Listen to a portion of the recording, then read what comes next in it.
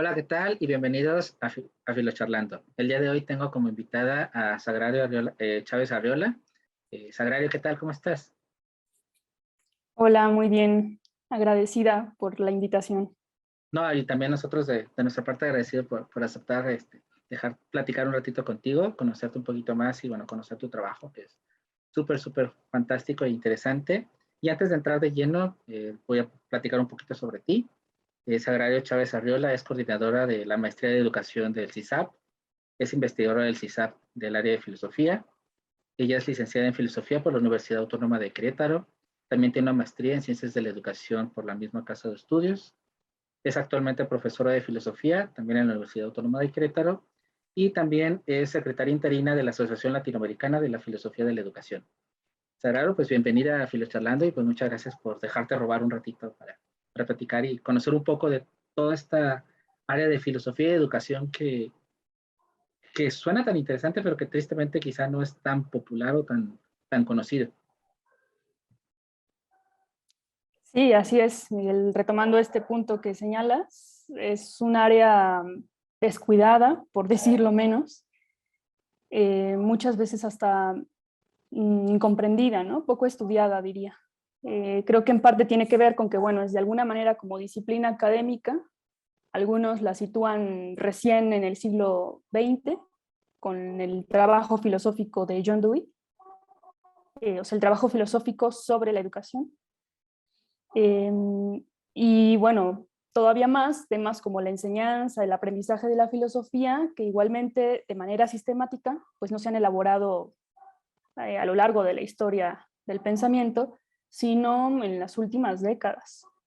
Entonces, bueno, pues estamos, me parece, ante terrenos que están abriéndose.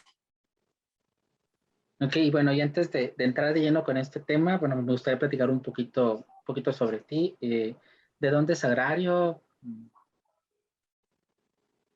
Sí, claro, pues yo soy queretana. Mi mamá, bueno, mi mamá es de Querétaro y mi papá del estado de Hidalgo. Y pues tengo dos hermanos, uno mayor que me lleva 4 años, uno menor al que le llevo 2. Soy, por tanto, pues la del medio y la única mujer en la familia, digamos, nuclear, por decirlo de una manera. Y eso, bueno, pues me ha hecho mmm, pues convivir de cerca con este mundo de los hombres, ¿no? Por decirlo de una manera. Tener como mucho la apertura hacia pues una forma de vida distinta que es más como, sí, distinta a la femenina, ¿no? Que tiende a ser por diferentes razones y circunstancias como un poco más, no sé, recatada o considerada o cariñosa o atenta.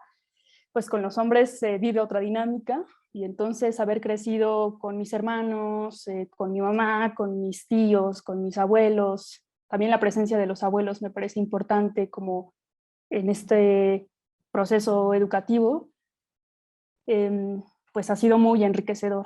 Entonces, ya sabrás, ¿no? Esto de la familia en Latinoamérica, donde si bien pues casi, o sea, está de alguna manera determinado, siempre nos pensamos como en la familia ampliada, ¿no? O sea, no podría dejar, te digo, a un lado la presencia de mis abuelos, de mis tíos, de mis tías, de mis primos. Y bueno, pues eso volvió mi vida hasta, bueno, desde siempre muy rica, ¿no? En constante dinámica e interacción. Y ahorita que hablas bueno, de esta familia nuclear, ¿eres la única filósofa o eres el bicho raro o si hay más gente como que metida en este ambiente cultural? ¿Cuál es este entorno de No, Sagrario? pues bicho raro, bicho raro. En la familia cuando, bueno, antes de la pandemia, ¿no? Que solía haber reuniones, ya sabes, eh, multitudinarias para Navidad o algún cumpleaños o festejo cualquiera, pues siempre era como, ay, ahí viene, un poco hacían alusión a un personaje como de la farándula o del espectáculo este, público. No me acuerdo cuál era el chiste, pero algo como de ahí viene la rara, ¿no? O ay, la sobrina que no es normal o comentarios por el estilo. Pero siempre yo creo, pues, con este afecto, con este cariño. Y al mismo tiempo, ya que mis primos, primas han ido creciendo y algunos de ellos se encuentran estudiando bachillerato, pues me llena de mucha alegría que algunos recurren a mí para que los apoye con alguna tarea de su clase de filosofía, o de repente así como en momentos un poco más tranquilos de la reunión, se acercan a mí a preguntarme, bueno, ¿y qué es eso de la filosofía? Te digo, esto más en los jóvenes, ¿no? Ya más allá de las bromas de los adultos, pues está como esta curiosidad por parte de mis primos que son más jóvenes. Y pues a mí, te digo, me llena de alegría poder entablar un diálogo con ellos a partir de un saber tan rico y tan profundo como lo es la filosofía. Entonces, pues eso en parte también ha formado mi personalidad, ¿no? Y mi lugar en la familia, el haber elegido filosofía, incluso a pesar de lo que algunos familiares también decían, ¿no? Tanto potencial que tienes si te vas a estudiar filosofía, como pues abonando esta idea de que la filosofía pues es una actividad poco demandante, poco rigurosa, poco exigente, casi que más un hobby, ¿no? Algo para, pues para hacer, quizás, para invertir el tiempo, pero pues que hay cosas mejores, no sé, por la parte económica, te digo, por la parte intelectual, eh, pero creo que obedece desde luego a esta presencia de la filosofía en la vida cultural mexicana. Como que me parece que en algunos espacios se empieza a entenderse, a notarse cuál es el significado de un quehacer como este. Y bueno, desde luego que hay otros donde todavía pues hace falta algún trabajo. Pero sin duda yo creo que los que nos sentimos comprometidos con esta tradición de la filosofía, pues aprovechar cualquier espacio, decía un profesor, hasta la fila para las tortillas, ¿no? Sin caer desde luego en exageraciones ni nada por el estilo, pero se vuelve en ocasión para dialogar, para hacer emerger algún cuestionamiento, para escuchar un poco, ¿no? También que a veces ahora del lado de los filósofos o de quienes nos dedicamos a este quehacer, pues a veces nos falta y es como esta sensibilidad para escuchar al otro, no ya en un sentido conceptual o abstracto, sino sus preocupaciones más básicas, ¿no? Rudimentarias, si quieres, pero no por ello menos importantes o menos valiosas, sino, te digo, un punto de partida para la reflexión. Y esto, bueno, ahora, desde luego, por la pandemia, este tipo de interacciones me parece, pues se han disminuido, pero pues también al mismo tiempo se han abierto otras posibilidades, ¿no? Como la interacción a través de este tipo de plataformas. Y pues bueno, el punto, me parece, es estar en esta apertura, ¿no? A escuchar, a dialogar, a dejarse provocar por la presencia del otro, que nunca es como en abstracto, sino siempre a partir de alguien concreto, ¿no? Te digo, la señora que te encuentras en el camión, la pareja que va paseando a su perrito y requiere algo de uno, en fin, pues un poco eso, Miguel. ¿Y cómo llega esta chica con potencial, con esta gran capacidad a recluirse a la filosofía? ¿Cómo es que a desperdiciar su talento en la filosofía? ¿Cómo llegas a ello? Pues yo creo que igual parte de este proceso educativo, la presencia de profesores, ¿no? Y de lo que yo sí tenía certeza era que quería ser docente, pero no sabía de qué. Mi mamá pues duró sus servicios, ofreciendo servicios educativos en nivel preescolar durante poco más de 30 años aquí en Querétaro.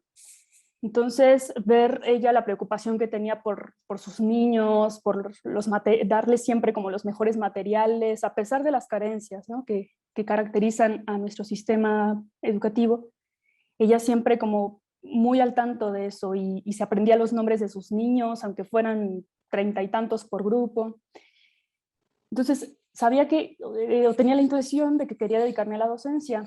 Ahora, ¿qué enseñar? ¿No? Me preguntaba yo, bueno, ¿y qué enseño? Quisiera que sea algo importante en la vida. Y primero pensé, matemáticas, porque eso es lo que nos dicen en la escuela. Las matemáticas, bueno, o sea, quien sabe matemáticas está casi que en un nivel superior al resto de los mortales. Y tiene muchas posibilidades de aplicación, ¿no? La ingeniería, la estadística, etc. Pero pues con el tiempo pensé, bueno, también la medicina en algún momento lo consideré, pero me imaginaba un saber tan importante que pudiese ser incluso como un consuelo, por decirlo de una manera, para estas situaciones de abatimiento existencial. O sea, suena ahorita como muy estrepitoso el término, pero me imaginaba cuando se muera, por ejemplo, que de hecho ocurrió a quien todos queremos, quisimos, ¿qué palabra poderle ofrecer a mi abuelo? Me imaginaba eso, ¿no? O sea, o si de repente despidieran a mi mamá del trabajo, ¿qué haríamos en esa situación? O sea, más allá de lo útil, ¿no? De lo práctico, de bueno, pues buscar cómo tener nuevos ingresos, etcétera. O yo misma, ¿no?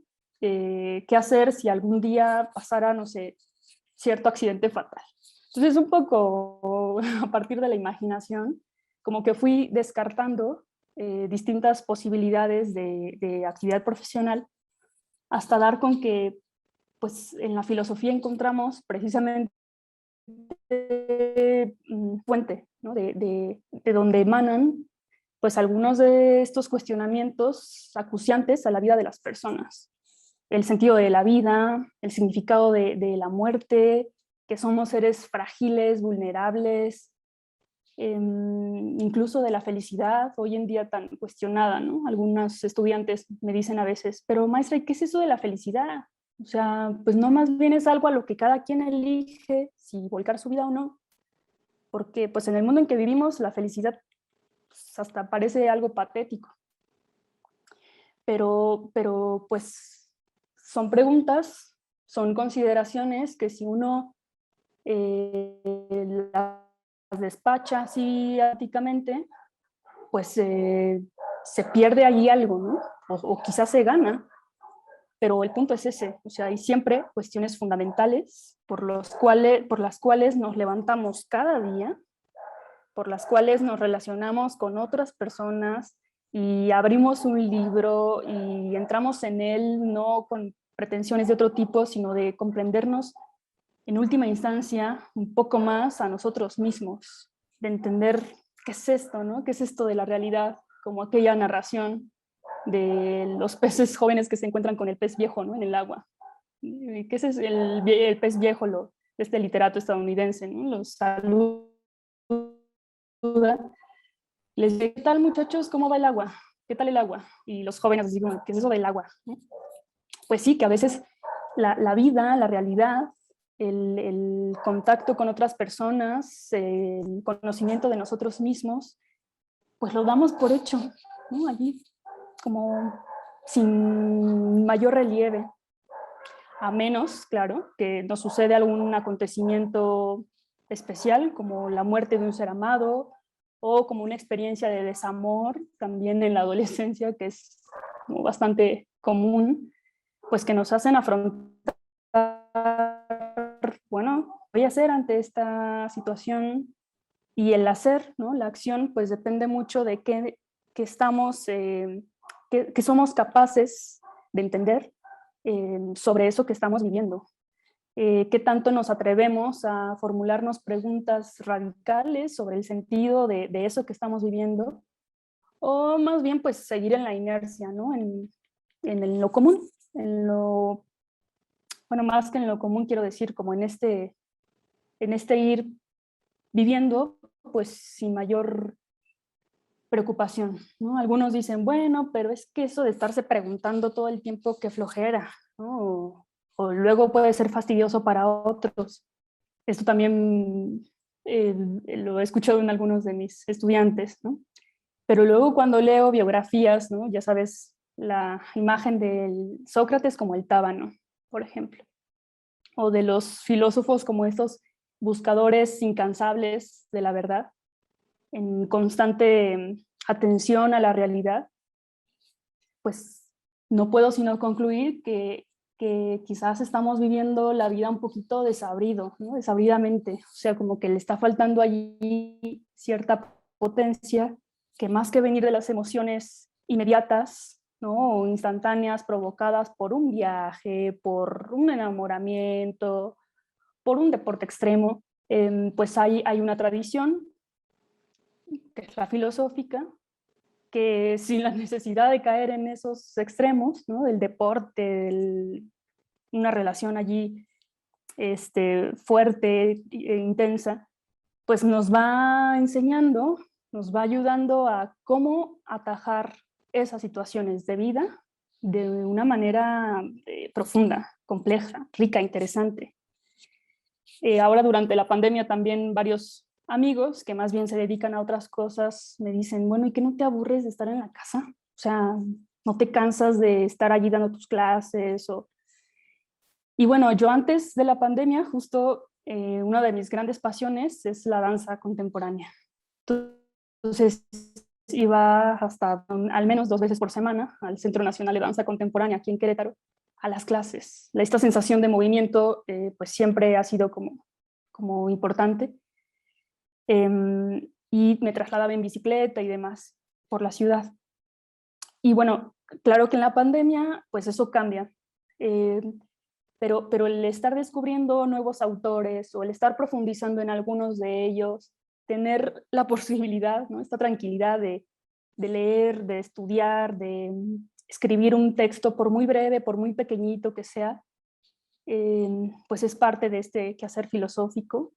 Y te digo, ¿no? Como que nos va induciendo, ¿no? A quien dispone su libertad a eso, nos va induciendo a cómo vivir pues de una manera más plena, no esquivando como esas cuestiones acuciantes para la existencia, te digo, la muerte, el amor, la desesperanza, etcétera, sino afrontándolas más allá de la emoción, o sea, con inteligencia, y hacer un esfuerzo por actuar en correspondencia a eso.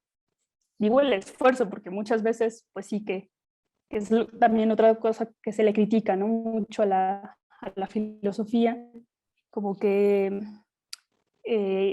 conceptualizamos muy bien, delimitamos muy bien algún objeto de la realidad, o incluso, en algunos casos, quienes tienen la pretensión de la realidad misma, de limitarla, trazarla, ¿no? Racionalmente, pero es como si se olvidaran de vivir.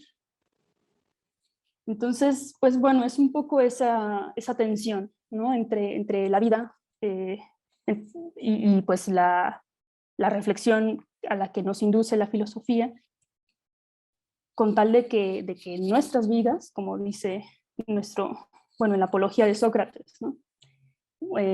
Pues que la vida valga la pena ser vivida y no sea más bien algo que toca y llevar casi que porque no hay de otra, ¿no?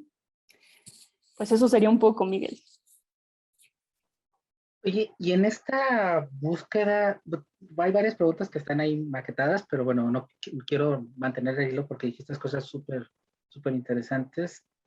Y en esta búsqueda de qué estudiar, de que querías encontrar como que las palabras precisas para el consuelo, para todo esto, en la manera en que lo fuiste narrando, y bueno, aprovechando que estamos como que en el contexto de que estás en el CISAL, y bueno, eh, ¿cómo separar como que la línea un poquito de Dios, religiosidad, con filosofía? Porque hablabas de consuelo, de paz, y si lo pones en el contexto, una religión, la que sea, hay cuenta que el discurso engranaba perfectamente. Entonces, ¿cómo darle este sentido a lo mejor? ¿Cómo separar un poco a la filosofía de esta tendencia religiosa que pudiera quizá en algún sentido a lo mejor como que fanatizarse también, uno llega a ser el extremo y hacerse algo más fanático, y cómo distinguir a Dios de la filosofía? Pues mira, yo creo que, o sea, desde la experiencia y lo que he podido, o sea, mi propia experiencia quiero decir, y lo que he podido reflexionar al respecto, Claro que también se tiene esa fama, ¿no? De que la filosofía y pues la experiencia de fe están como desvinculadas, casi que hasta la filosofía más bien te vacuna en contra de alguna pues práctica religiosa o de alguna experiencia de fe, y es como si estuvieran peleadas, ¿no?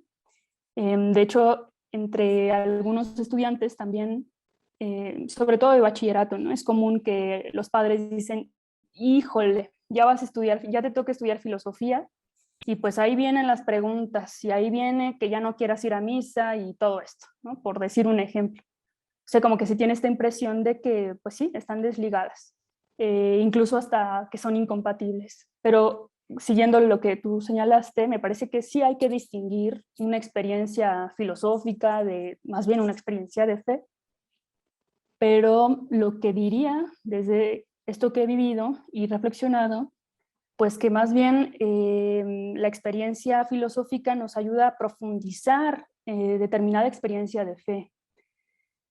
Entonces, en ese sentido, creo que lo más importante es nunca estar, no cerrarnos, ¿no? Ni en una ni en otra, sino mantenernos siempre pues vigilantes de qué es eso que estamos viviendo, cómo lo estamos viviendo, incluso hasta las compañías, por así decirlo, que están a nuestro alrededor. Hablo desde personas concretas, ¿no? Compañeros de trabajo, amigos, amores, varios, no sé, profesores, pero también pues distintos maestros del pensamiento, ¿no? A lo largo de la historia. Entonces, recurrir a ellos, saber ellos cómo lo vivieron, cómo hicieron como para que no hubiese este choque, sino más bien una especie de continuidad, de compromiso, de comprensión, te digo, cada vez más honda, pues es igualmente valioso. Entonces, pues sí, en la licenciatura, pues es vacunarnos, ¿no? O sea, creo que es un ateísmo muchas veces acrítico, o sea, casi siempre para seguir lo que los profesores quieren que uno siga. Esto a partir de lo que he vivido y reflexionado. Parte de estas experiencias, por cierto, las recojo en mi tesis de maestría, porque creo que poco nos reparamos a ver de qué manera estamos introducidos en el camino de la filosofía. O sea, esa disciplina que se caracteriza por ser hipercrítica, cuestiona, problematiza, conceptualiza todo, menos sus propias prácticas educativas, ¿no?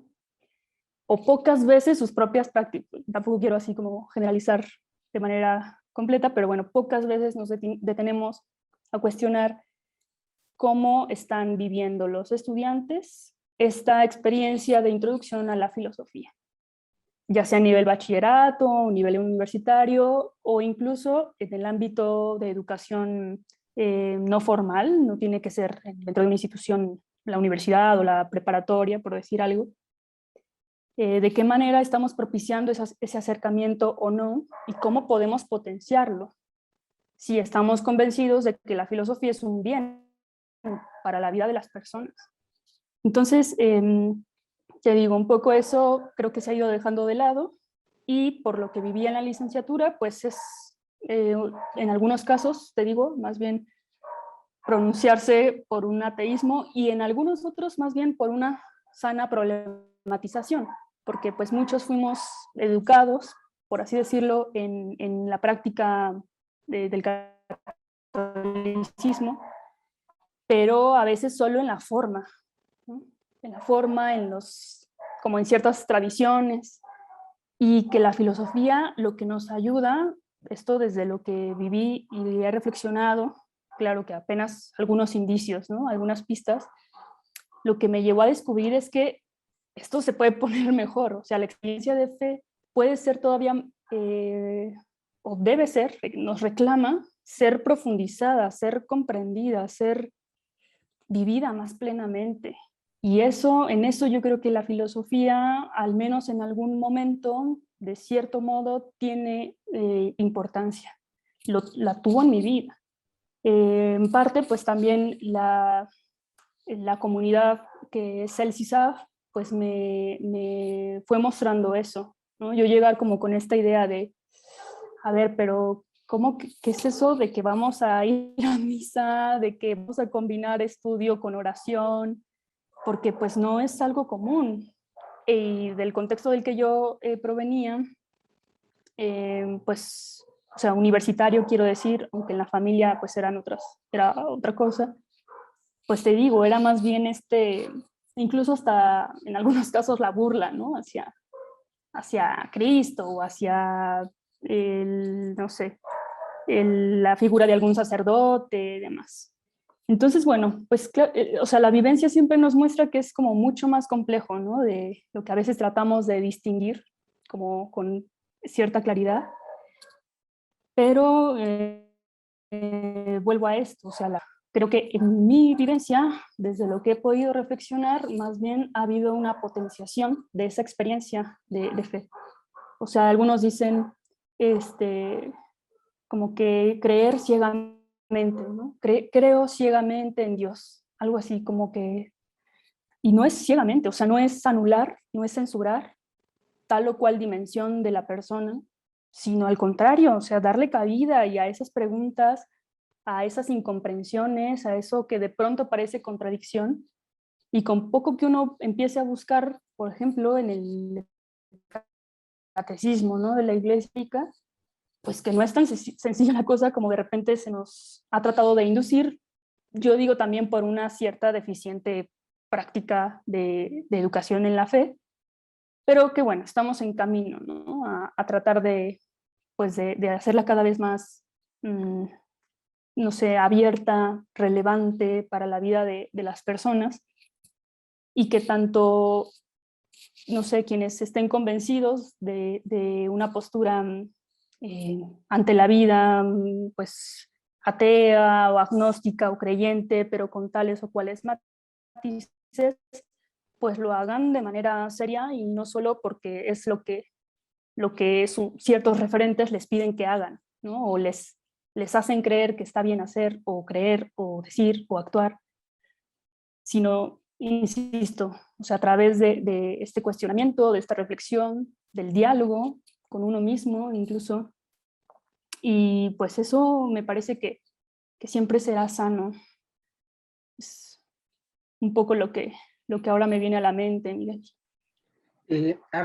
Me gustó mucho que es esta parte de que la filosofía vivimos como en esta vida media agridulce, media apática, en donde como que nos falta ese punch a la vida, y en cómo la filosofía, pues sí, es especialista en conceptualizar cosas, en criticar, pero cuando ya es para acá ya no es tanto. Pero ¿qué crees que es lo que faltaría o qué es lo que falta para poder que la filosofía darle ese empuje, ese punch? Porque, por ejemplo, vimos en la pandemia que sí, muchas personas se refugiaron a lo mejor unos a la religión, otros a otros lados, y otros en la filosofía trataron de encontrar este sentido, ¿no? ¿Qué está pasando? ¿Estoy encerrado? Pero se quedan en estas etapas, ¿no? Ya estamos volviendo poco a poco a la normalidad, y obviamente todo esto se va a ir diluyendo y va a quedar quizá como un boom y va a bajar. ¿Cómo, cómo potencializar realmente para darle este sentido, y también qué labor podríamos dar nosotros para dejar las cosas ahí en el concepto y tratar medianamente de aterrizarlo en algo, de no solo quedarnos en este idealismo, ¿no? Que a veces creo que tendemos en la filosofía, ¿no? A solo idealizar, pero nunca matizarlo en algo real. Sí, como me hiciste recordar estas palabras, ¿no? De Papa Francisco cuando dijo: lo peor que nos puede pasar de esta pandemia, después de esta pandemia, es que nos quedemos igual. O sea, que no nos hagan mayor mella que a susto temporal, un ponernos en cuestión hasta cierto nivel superficial, pero sin ir al punto, ¿no? Como dijiste hace un rato, del sentido de esto que estamos viviendo y que nos interpela a todos. Pues yo creería que desde, no sé, a veces trato como de sintetizar, ¿no? De elaborar una respuesta lo más concisa posible. Que fluya, Y tú no te pares, no, que fluya, ahora sí sí, filosofemos, ¿no? Pues creo que tiene que ver con eso, que a veces desligamos vida de pensamiento, como si fueran, o sea, como si uno pudiera decir, ah, sí, hasta aquí soy filósofo, y ya una vez que terminé mi clase o una vez que terminé de escribir determinado texto, ya puedo ser quien soy, ¿no? Y darme a la tarea, o ni siquiera a la tarea, sino simplemente vivir como se vive. Pero si hubiese allí esta articulación, esta consistencia entre lo que vivimos, lo que decimos, lo que pensamos, yo creo que poco a poco otros van notando en nuestra forma de vida o en cierta forma de vida, pues que hay ahí un plus. Esa persona no dice lo que otros están diciendo o no bromea de la forma en la que otros bromean, ¿no? Decía un estudiante también hace unos días que esto del mundo digital, pues es como que llega a tal grado a la intimidad de las personas que hasta la forma en la que bromeamos es a partir de pues, lo que se dice en la red y así, ¿no? Entonces, yo creo que quienes han tenido esta sabiduría, precisamente esta vida sabia, ¿no? Que es esta articulación entre vida, pensamiento, pues son grandes maestros para decirnos qué podríamos ofrecer con tal de que la filosofía potencie, digamos, ponga tono, relieve en la vida de las personas. Y siempre como una propuesta, ¿no? O sea, no es, mira, tienes que ser como Sócrates o como María Zambrano o como el filósofo al que más uno le vaya, sino, sino a partir de esta actitud pues humilde, diligente, cotidiana, me parece que los otros se van percatando de que hay algo en nuestra vida, algo que estamos haciendo, que le da como ese saborcito, ¿no? Ese color, por decirlo de una manera. Entonces, lamentablemente en algunos casos, pues sí que es muy fácil, ¿no? Dejarse ir como por la abstracción, porque de repente el mundo o la realidad nos parece que podemos reducirla a lo que nosotros consideremos de ella solamente. Creo que eso es una especie, no sé, de artilugio para no sentirnos como ahogados, ¿no? Como abatidos ante la complejidad de lo real, pero poder reconocer que la realidad siempre es más de lo que nosotros alcanzamos a idear, eh, pues es también yo creo que una de las cosas de las que a veces quienes se dedican a la filosofía o nos dedicamos a la filosofía, adolecemos. Entonces, un exceso de racionalismo, de abstracción, o incluso hasta, o sea, eso de un lado, ¿no? Del otro más bien como de imprecisión, de divagación, del filósofo como este que da súper orata interminable, que más bien termina en rollo o en choro, pero que otra vez, o sea, no hay consistencia porque sí, poder hacer muy bonita la teoría habermasiana de la comunicación, pero ¿y tú cómo te sitúas ante el otro que piensa radicalmente distinto a ti? O sea, verdaderamente lo haces con apertura, con consideración, con claridad, con atención y entre otros muchos criterios.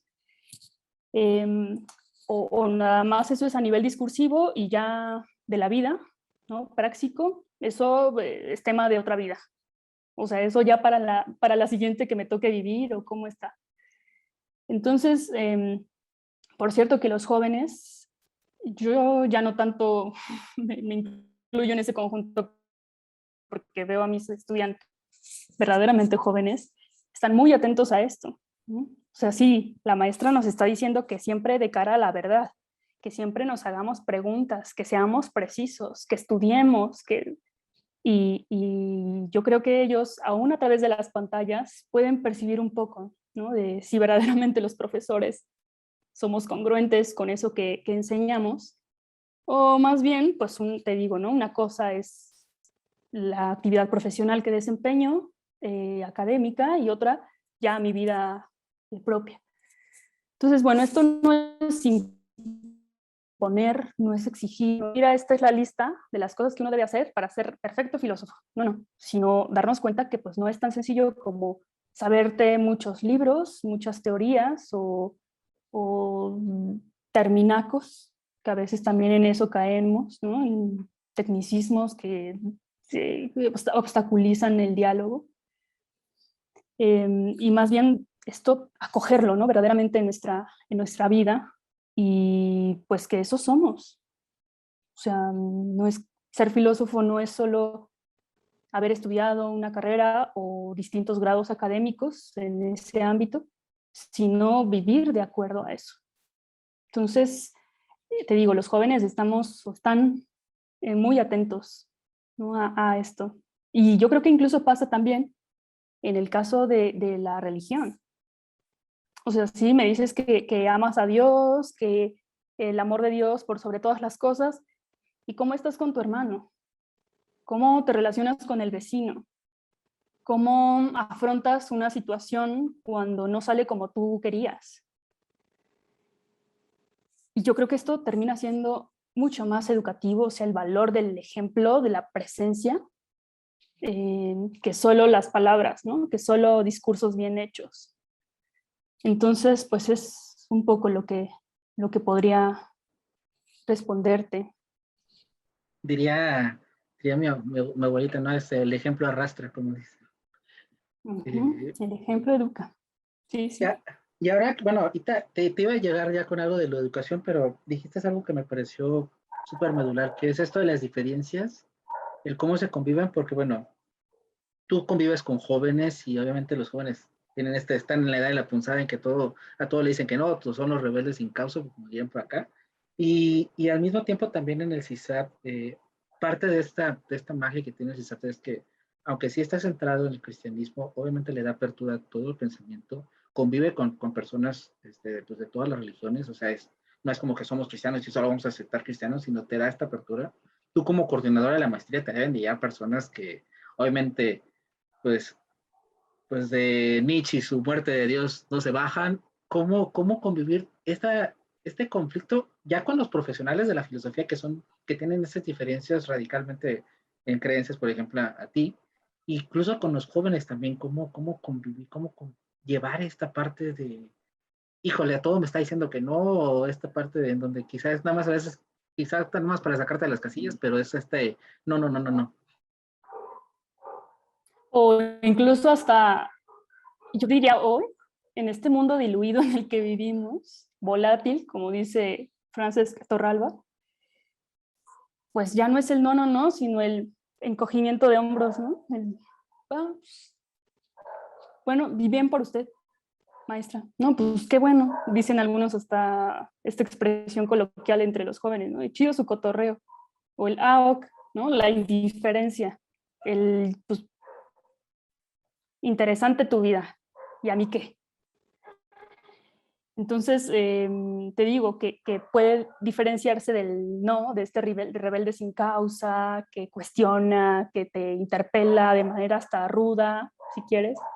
Yo creo que de esos, al menos en estos años que tengo dedicándome a la docencia de la filosofía, han sido los menos. O sea, la gran mayoría es, pues te digo, el encogimiento de hombros o bueno, pues que la materia de filosofía hay que aprobarla como todas las demás. Y entonces, pues entrego las tareas que me piden entregar, respondo las preguntas que me piden responder y si acaso leo lo que me recomienda el profesor o la profesora, pero pues no voy más allá. Y pues que la filosofía no es una materia, entre otras, ni siquiera una materia de relleno, en lo que hoy lamentablemente pues ha caído. Pero yo diría aquí no es condenar con el dedo flamígero a los jóvenes, ¿no? Esos muchachos tan pues, que no logran ver la riqueza que aquí les ofrecemos. No, es más bien nosotros como adultos, como profesionales de la filosofía, que nos dedicamos a la docencia, qué preguntas, qué posibilidades estamos dejando de hacernos o de ver, de considerar, para pues darle un realce al sentido educativo de la filosofía. Pues lamentablemente estas preguntas, te digo, muchos las pasan de lado. ¿Por qué para algunos incluso esto no es filosofía, o sea, esto es más bien un trabajo de pedagogos, de didactas, de personas que se dedican, por ejemplo, a las ciencias de la educación, pero yo creo que no es así.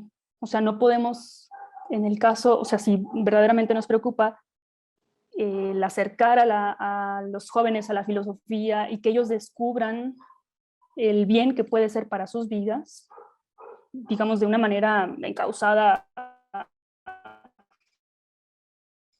responsable, pues tenemos que ir más allá de esto de los campos disciplinares. Ah, no, es que eso es didáctica, esas cuestiones formalistas no tienen importancia. No, eso es pedagogía, para eso están los educadores. Yo, filósofo, me dedico en la tranquilidad de mi torre de marfil a estudiar, ¿no? Hago filosofía.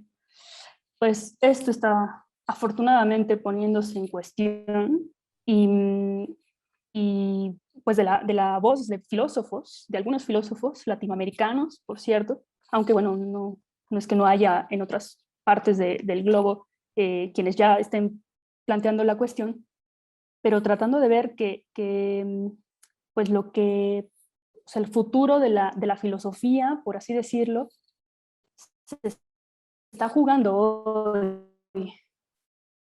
Y quiere decir por llevarla, sino por preocuparnos por las personas, o sea, por los jóvenes, por los niños, porque beban, por decirlo de una manera, saboreen las delicias de la tradición filosófica.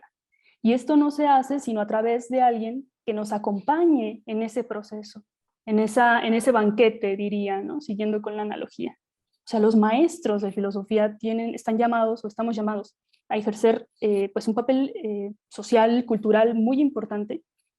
Y no, les digo, por defender a la filosofía, ¿no? Como si este fuera un ente abstracto allí que pide que lo alimentemos con almas jóvenes, sino por el bien que puede ser para los jóvenes, para los niños. Incluso ya también en otros espacios, más bien de divulgación de la filosofía, para estas personas que se jubilan, ¿no? Después de años y años de haber estado trabajando, y lo veo mucho en mi abuelo, por ejemplo, que de repente dicen, bueno, en la mañana, bueno, ya me desperté, ya desayuné, ¿y ahora qué hago?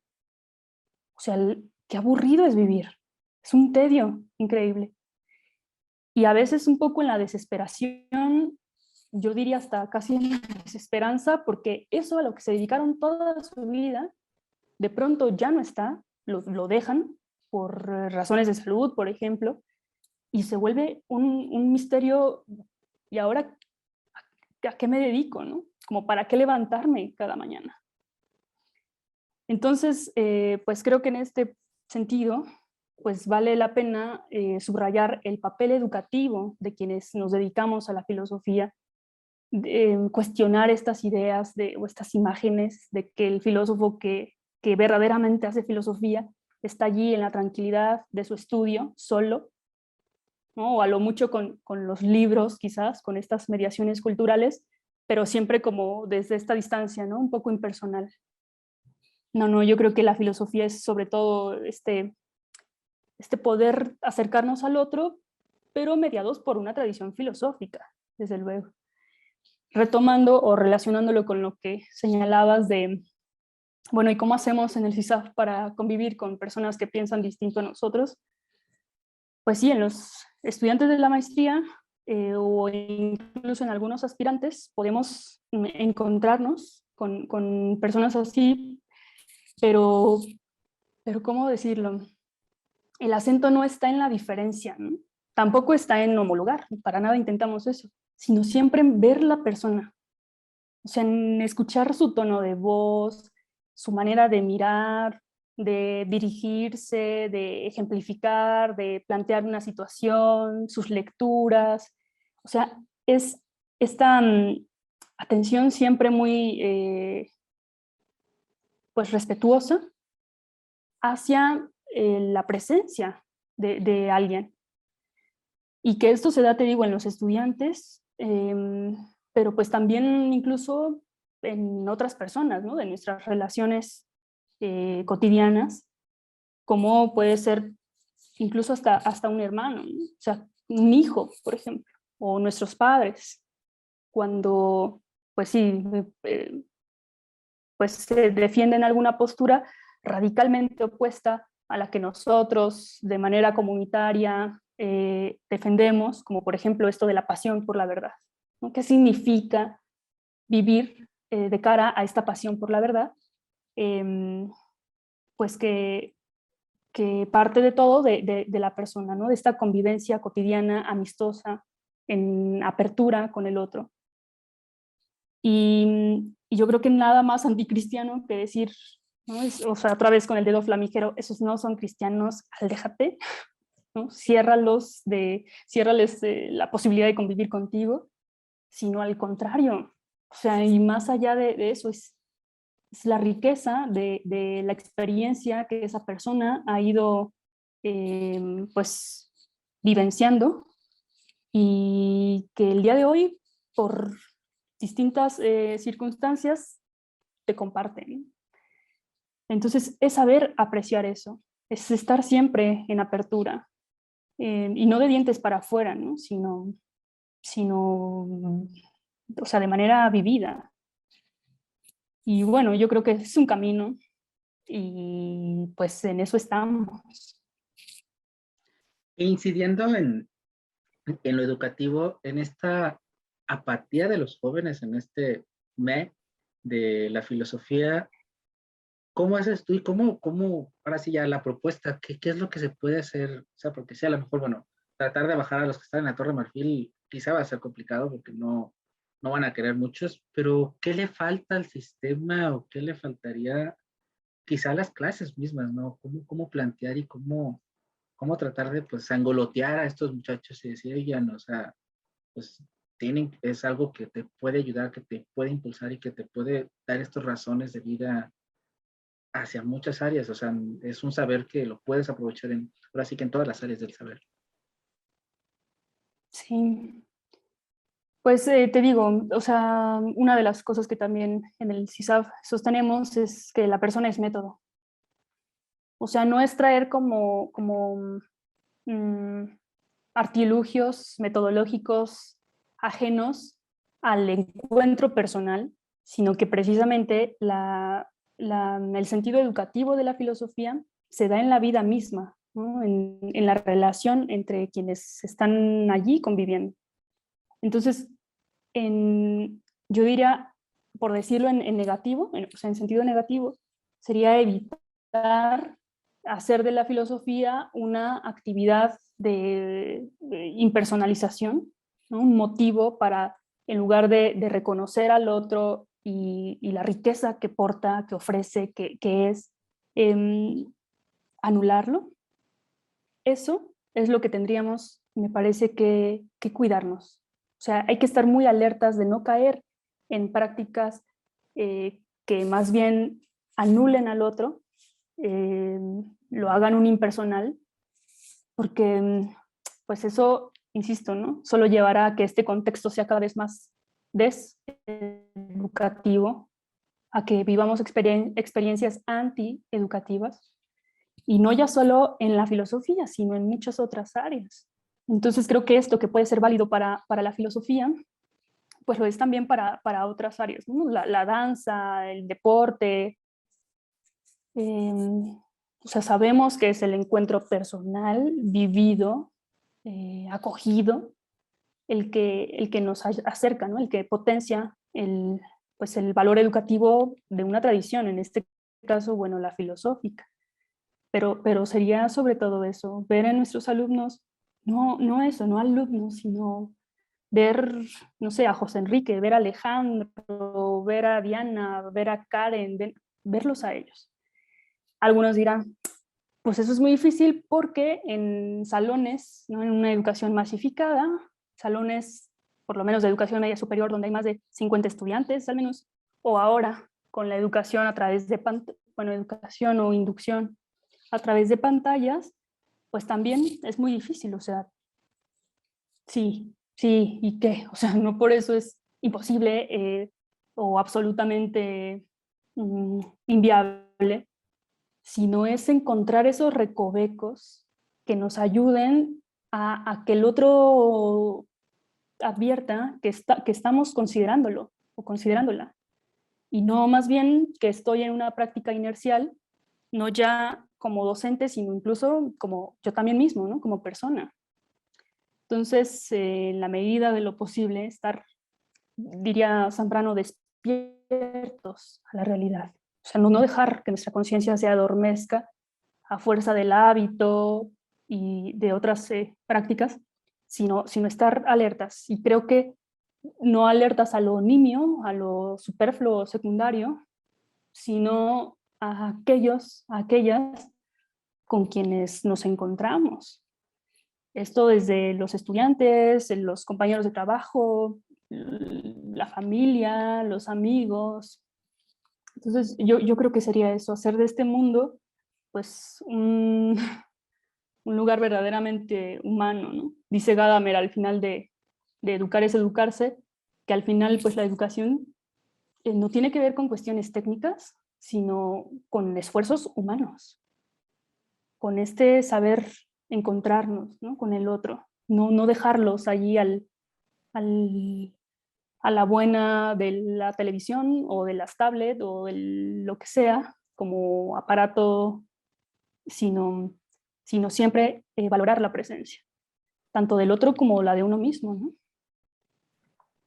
Ahorita que tocas esto de la virtualización y bueno, tú que estás inmersa en todo lo de educación y que has tenido pues el mundo pre educación virtual y ahorita forzados o no también con educación virtual, yo platicando con docentes sobre, de filosofía, pues casi el 99.9, si no es por decir el 100, prefiere regresar a la presencialidad, a este contacto cara a cara, a esta interacción, a pues, este roce con el otro.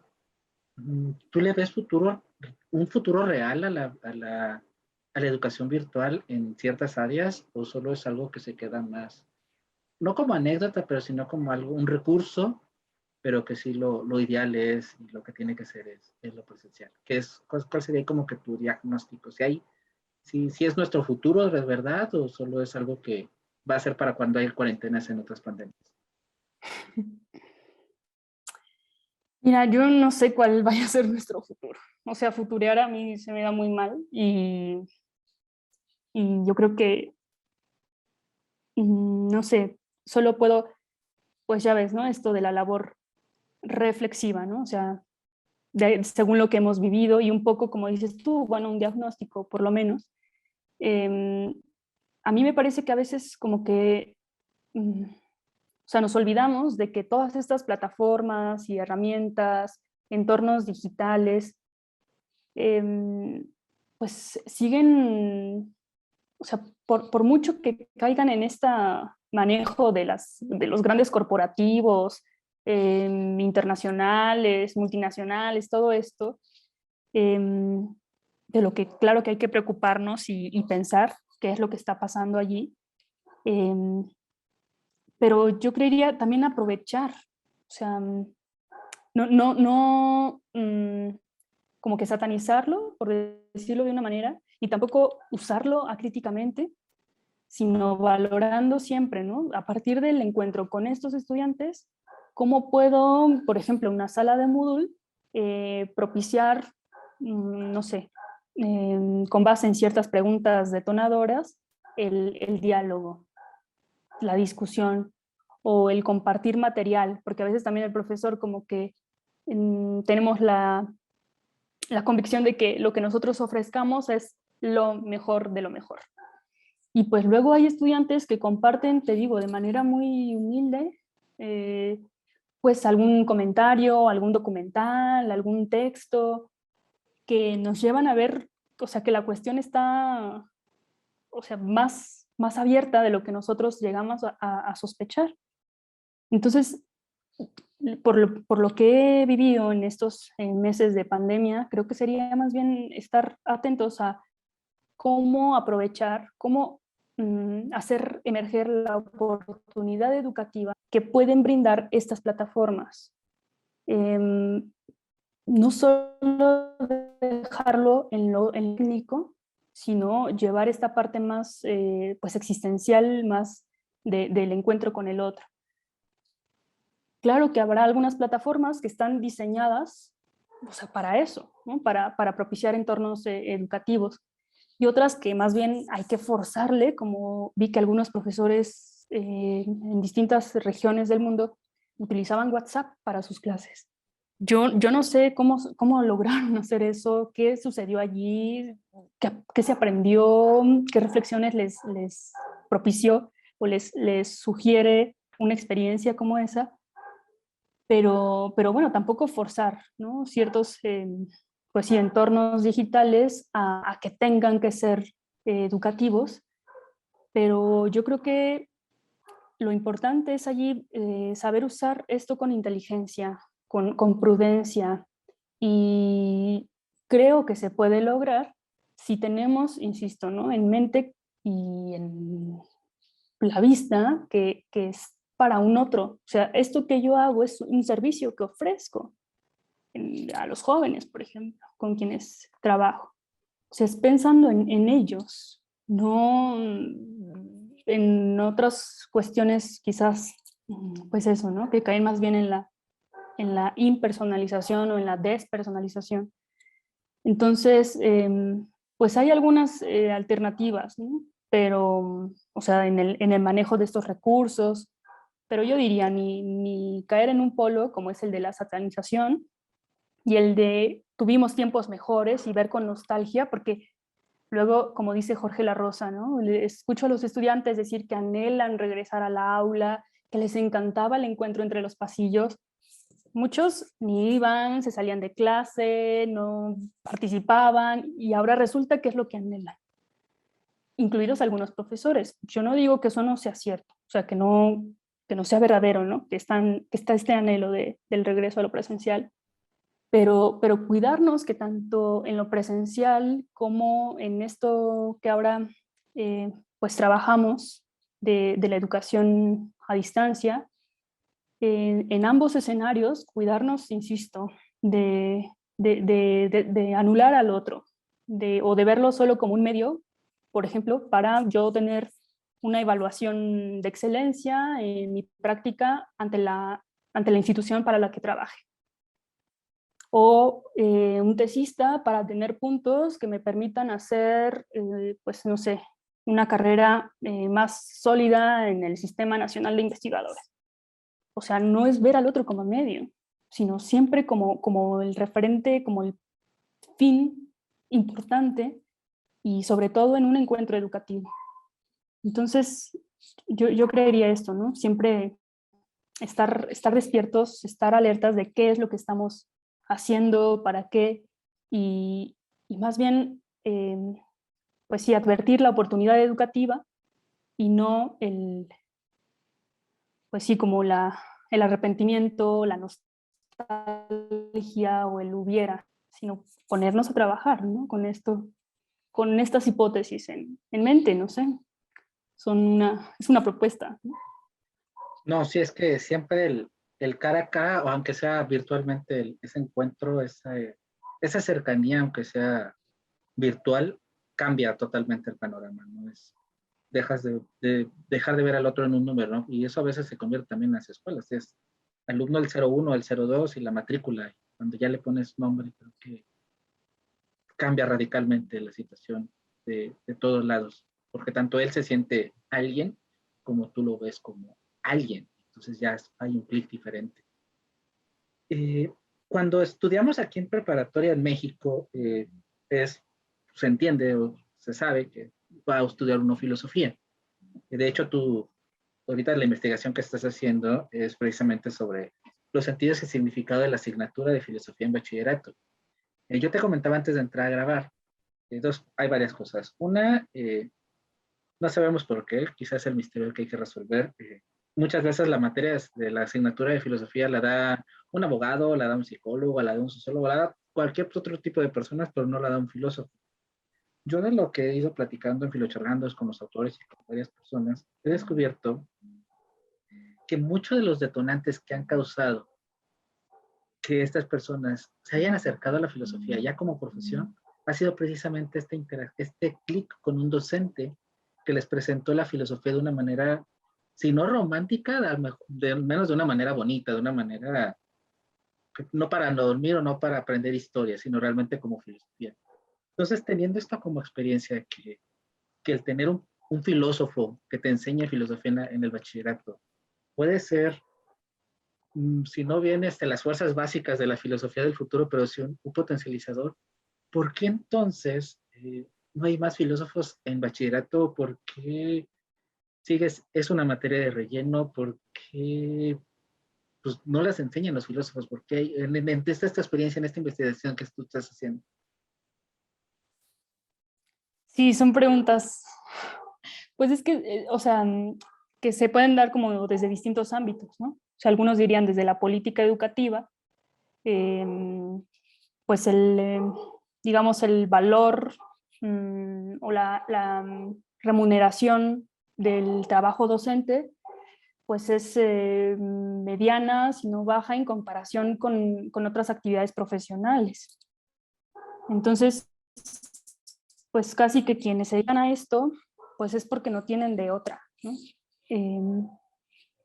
O es en lo que encuentran algo mejor. Y eso por un lado. Ahora, por otro lado, yo diría también pues desde estos años que he estudiado esta situación, y esto me lo hizo ver una querida profesora más bien ella historiadora, dedicada a la enseñanza de la historia, me decía, bueno, tú estás convencida de que si las clases las dieran los filósofos, ya, el sentido educativo de la filosofía se alumbraría por sí solo, ¿no? Esto en la licenciatura. Y claro, ahí me hizo descubrir otra vez, estaba convencidísima de esta postura, pero pues que no la había cribado. Es que no es solo, me parece, acudir en defensa de la filosofía y entonces decir que todos los filósofos o quienes estudiaron filosofía den clases, sino que al mismo tiempo, o más bien no es eso, sino preguntarnos si la persona que se va a dedicar a dar una clase de lo que sea, y bueno, en este caso de filosofía, han despertado de alguna manera esta conciencia educativa, ¿no? Esta darse cuenta de lo que reclama una acción como esta. Y muchos filósofos incluso pues también terminan vacunando a jóvenes contra la filosofía. O sea, yo no estaría tan segura de que solo sea porque estudiaste o no filosofía, sino además si la estudiado, asumiendo que alguien la haya estudiado, si está como lo suficientemente, te digo, como avesado, como despierto, pues sí, preocupado por este sentido educativo de su labor. Si es así, yo creo que ya estamos como que avanzando un poquito, ¿no? Porque ya se abren otras cuestiones, como bueno, y entre todas las alternativas, por ejemplo, de enseñanza o recursos o temas o autores, pues cómo seleccionar, cómo cribar, cómo discernir y ofrecer pues lo que mejor eh, sea para los estudiantes, no solo con base en un programa de estudios o en un plan y el currículum prescrito, sino también con base en esto que puede aportar el docente, en lo que observa en el grupo de estudiantes, en el marco cultural, ¿no? En el que vivimos. Entonces, yo creería que la cuestión es un poquito más allá de si estudiamos o no filosofía, sino que tiene que ver con esta dimensión educativa de cualquier hacer. Y porque en el caso pues, de la ciencia también me parece que pueden estar igual, ¿no? O sea, solo ser un gran científico en cuanto al laboratorio se refiere o al trabajo de campo, pero la forma de relacionarse con los estudiantes pues deja mucho que desear. Entonces, yo creo que es más bien esta exigencia, ¿no? No, dar clases no es eso, no es dar algo ya, un choro articulado en el mejor de los casos, o una tarea, o hacer exámenes. Pero bueno, también, insisto, creo que tiene que ver con la formación de cada profesional de la filosofía, de cada docente, e incluso también, como dice Alejandro Cerletti, un filósofo argentino, a partir de algunos referentes pedagógicos, pues que somos profesores en buena medida en relación con cómo fuimos estudiantes. O sea, nuestras concepciones sobre qué es educar, cuál es el sentido de esta actividad, quién es el estudiante, qué es el conocimiento, el objeto que esté transmitiendo, todas esas nociones empiezan ya a construirse desde que somos estudiantes. Entonces, en el caso de quienes se forman en filosofía y además o sea, con aspiración a ser docente, pues me parece que el cuestionamiento es todavía doble, ¿no? O sea, profundo, reflexivo. No es solo en tu devenir estudiante, qué ideas te has ido haciendo sobre estas nociones, educar, enseñar, aprender, filosofía, etcétera, sino, sino sobre la filosofía misma. Entonces, pues que la labor o el desafío me parece que es pues preocupante, ¿no? O sea, está allí y lo que hay que hacer pues es, pues sí, comprenderlo, identificarlo, incluso hasta volver a criticar, ¿no? A cuestionar, a ver, este planteamiento, si es congruente, si es consistente, si corresponde, está bien fundamentado, o, o más bien solo nos estamos quedando como con las sombras, ¿no? Con representaciones fantásticas de la realidad. Pues bueno, parte de ese trabajo es el que he llevado a cabo en los últimos años y me parece que va un poquito por allí, Miguel. O sea, es sobre todo esta conciencia del educador, al margen de la actividad profesional que desempeñe, o bien si la consideramos, como lo estamos haciendo en esta charla, eh, pues descubrir todas las preguntas que hay alrededor y claro, asumir una forma de afrontarlas y de darles un cauce, ¿no? No dejar ahí la pregunta ya, sino cómo las afrontamos, cómo lo resolvemos en el día a día con los estudiantes.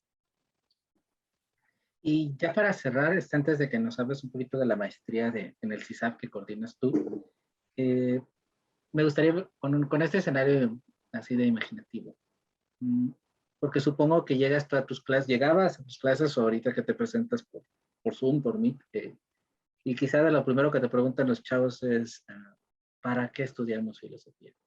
Y más allá de que ya más o menos un poquito indagamos como que de qué se trata esto, ¿qué le responde la maestra cuando dice, ay, ¿de qué trata? ¿Para qué estudiamos filosofía? ¿Cuál sería como que la respuesta así, el eslogan para los jóvenes de hoy?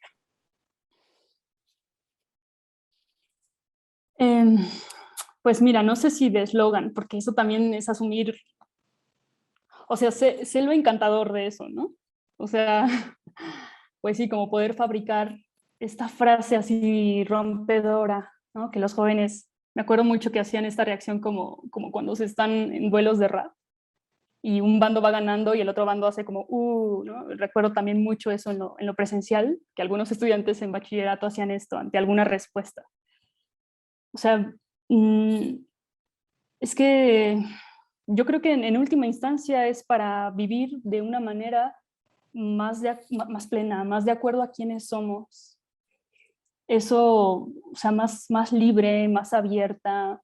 Eh, pues sí, darnos cuenta de que vivir no es una carga, ni tampoco pues algo ahí que se va resolviendo, ¿no? Eventualmente, o que otros resuelven por mí, sino que me compromete a mí en primera persona y que es un desafío, pero no solo por las cosas, digamos, trágicas o dramáticas que nos vayan aconteciendo, sino por la manera en la que las comprendemos, ¿no? En las que las concebimos, desde dónde nos situamos, saber dimensionar esas experiencias que vamos viviendo. O sea, de momento creo que podría, o sea, haciendo como esta rememoración rápida de esos esas grandes respuestas, o no, no sé si grandes, pero bueno, por lo menos cautivadoras, un poco iría por eso, ¿no? Para poder vivir de una forma que valga la pena. Sí. Que por Y, cierto, eso lo dijo Sócrates, bueno, está escrito en la Apología, ¿no? Ni sí. siquiera es algo nuevo, pero bueno. Y bueno, ahora sí, platícanos un poquito de la maestría, a grosso modo de qué va, cómo pueden entrar, un poquito así como que esta parte de ya netamente de la maestría pues, que tú coordinas. Gracias, Miguel. Pues es la maestría en filosofía de la educación, que es uno de los dos programas de posgrado que ofrecemos en el CISAF, el otro es la maestría en bioética. Es una maestría que, bueno, yo diría es la única en México. Hay especialidades en filosofía de la educación, hay incluso un doctorado con una línea que es hacia filosofía de la educación, hay diplomados, hay cursos sobre esto, pero pareciera que hoy en el ámbito educativo hacia lo que estamos volcados es la institución, los procesos, la gestión, las tecnologías, pero no otra vez esta parte humana, personal.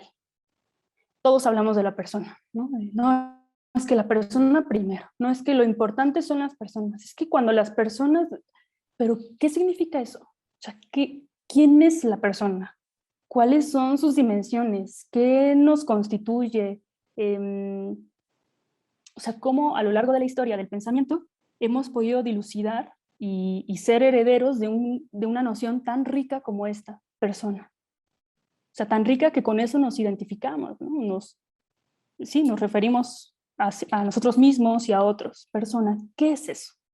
Bueno, pues parte de las líneas de maestría es filosofía de la persona, génesis de la noción de persona, que nos lleva a comprender el fundamento, el sentido, las implicaciones pedagógicas de ver al otro como una persona, pero digamos de manera fundamentada, seria, rigurosa, y no nada más digo persona porque pues sí, ¿no? Eso es, o sea, eso se supone que es, sino que hay un fundamento teórico que nos permite, en última instancia, comprendernos mejor. O sea, no solo comprender mejor la teoría y los grandes aportes que han hecho pues distintos pensadores, eh, por ejemplo, en el último siglo, sino, sino poder a partir de eso eh, tejer una práctica educativa, una relación con el otro, con los estudiantes, con nuestra familia,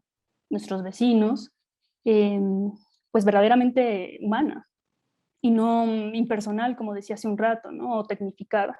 Entonces, la maestría va de eso, o sea, ayudarnos a ver, a entender qué es eso de ser persona. Por un lado, por el otro, bueno, también es en este marco histórico. Tenemos las materias de historia de la filosofía de la educación, tanto en la antigüedad, Edad Media, bueno, y modernidad y época contemporánea, que si bien filósofos no, bueno, entre otros pensadores o generadores de cultura, no lo sistematizaron, ¿no? O sea, no tenemos el tratado de filosofía de la educación de tal o cual época, sí que hay algunos referentes, hay algunas pistas, en algunos casos incipientes, pero que hay mucho por estudiar para tratar de comprender pues, el ideal educativo que se tenía o que tuvo determinada época y un poco también entender por qué hemos devenido en lo que ahora somos, ¿no? Como ideal, quiero decir, de persona. O sea, hoy la persona educada bueno, tendrá ciertas características, pero bueno, parte de la maestría es eso explicitarlo y ponerlo en cuestión y ver de qué manera podemos, pues sí, comprenderlo mejor para ofrecer una alternativa cada vez mejor en la práctica educativa. Entonces, eso es algo en lo que los insistimos mucho a los estudiantes, o sea, no tomar los trabajos de investigación, los textos, sus tareas, como pues una actividad escolar más, ¿no? Porque es lo que me piden en la maestría, sino porque son problemas reales que los implican a ellos en primera persona, a sus estudiantes. Entonces, es siempre como con este cariz, ¿no? es eso, una maestría en filosofía de la educación centrada en la persona. Y bueno, entre otras materias también está enfoques pedagógicos contemporáneos o sociología de la educación, políticas educativas nacionales e internacionales. O sea, pues esta mirada, ¿no? Interdisciplinar, porque pues el fenómeno educativo no es que se resuelva ya o se comprenda ya solo desde una mirada, sino que sí, que requiere el estudio de todas estas disciplinas, pero siempre como con los ojos y la inteligencia puesta en la realidad. Entonces, la maestría va de eso. Es una maestría de reciente apertura, pero pues que estamos muy esperanzados, ¿no? En los frutos que esto pueda tener en las prácticas educativas de quienes la estudian y pues invitarles, ¿no? La convocatoria es bianual, se abrirá para el próximo año, se anunciará oportunamente en las redes sociales del CISAF y pues felices de poder encontrarnos en esa comunidad. Así es, y de todos modos, bueno, vamos a dejar la info por acá abajito en el video para que directamente entren a pedir informes, directamente como que se empapen un poquito más en ella y pues agradecerte, Sagrario, ha sido una charla realmente muy enriquecedora, muy educativa y creo que hemos abarcado tantos temas que sabe hasta poco la charla, se antoja hasta para más. Ay, Miguel, pues gracias a ti, espero no haber aburrido, me preocupa eso. No, no, no, nada Como... de eso, todo lo contrario. No, a mí me encantó, me encantó. Creo que hablamos de algunas cosas y terminamos hablando de otras, pero me encantó cómo se fue conduciendo y agradecerte por su tiempo y agradecerte que hayas estado acá con nosotros. Bueno, pues muy bien. Gracias a ustedes y pues de verdad un placer, un privilegio esta bonita oportunidad. El conocerte, el saber de su proyecto, pues también aplaudirlo, ¿no? Son iniciativas que hacen falta en nuestra cultura y pues igual con todo el apoyo que puedan tener de nosotros como CISAF para que esto pues se haga cada vez más fuerte, ¿no? Lo que necesiten, también aquí estamos. Muchas gracias.